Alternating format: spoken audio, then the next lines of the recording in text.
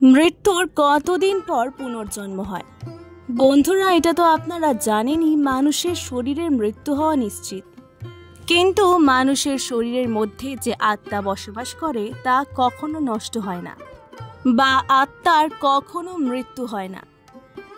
আর নিয়মিতভাবেই এক শরীর থেকে অন্য শরীরে এই আত্মা স্থানান্তরিত হতে থাকে। কিন্তু আপনি কখনো কি এটি ভেবে দেখেছেন, একটি আত্মার একটি শরীর ছাড়ার পর দ্বিতীয় অন্য একটি শরীর ধারণ করতে ঠিক কতদিন সময় লাগে?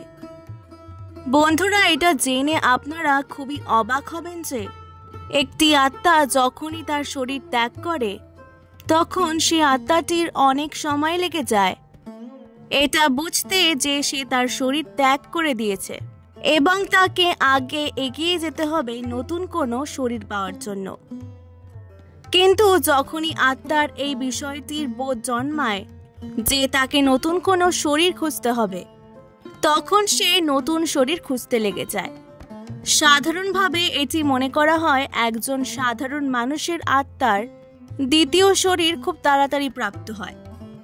এই সাধারণ শ্রেণীর মধ্যে দুই ধরনের আত্মা দেখা যায়। প্রথম শ্রেণীতে হলো দেবাত্মা। সাধারণভাবে এই ধরনের মানুষদের জন্য আমরা দেবতা শব্দটি ব্যবহার করে থাকি। যেমন ধরুন কোনো কুলদেবতা, আপনার পরিবারে যাকে বংশ পরম্পরায় পুজো করা হয়ে আসছে। যেমন ধরুন আপনার পিতামহ, যে সবসময় আপনার রক্ষা করে চলেছে।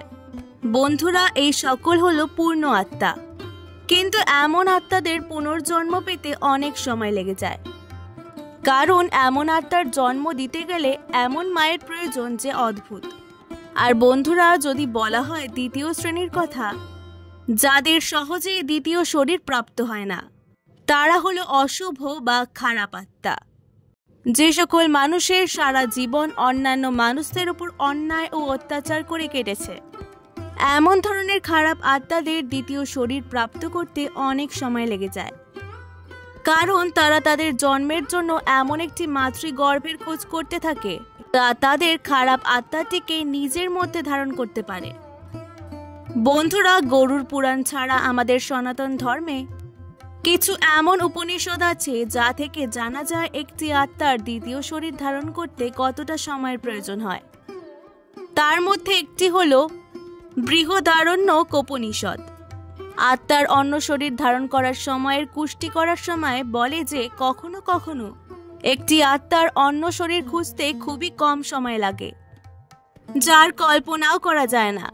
কিন্তু তার সাথে সাথে এটাও বলা হয়েছে যে মৃত্যুর পরে একটি আত্মার অন্য কারো শরীর ধারণ করতে ততটাই সময় লাগে যতটা সময় একটি কীটের পতঙ্গতে বা প্রজাপতি রূপান্তর করতে সময় লাগে।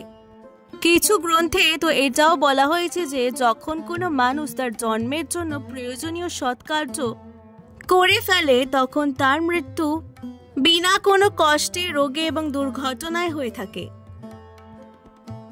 আর এমন মানুষের আত্মার নতুন শরীর ধারণ করার জন্য খুবই কম সময় লাগে।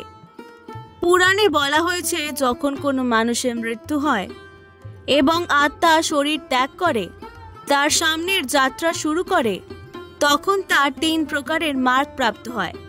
আর এই 3টি মার্গ হল অর্চি মার্গ, ধূম মার্গ এবং উৎপত্তি বিনাশ মার্গ।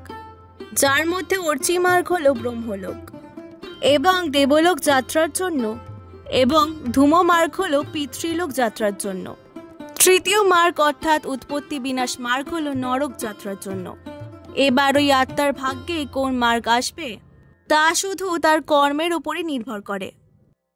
বন্ধুরা, আমাদের ধর্মগ্রন্থ অনুযায়ী 100% মধ্যে 85% মানুষের পুনর্জন্ম 35 থেকে 40 দিনের মধ্যে হয়ে যায়। আর বাকি 15% মধ্যে 11% মানুষের পুনর্জন্ম হতে 1 বছর থেকে 3 বছর সময় লাগে। বাকি 4% মানুষ পুনর্জন্মের জন্য এর থেকেও অনেক বেশি দিন অপেক্ষা করে থাকে।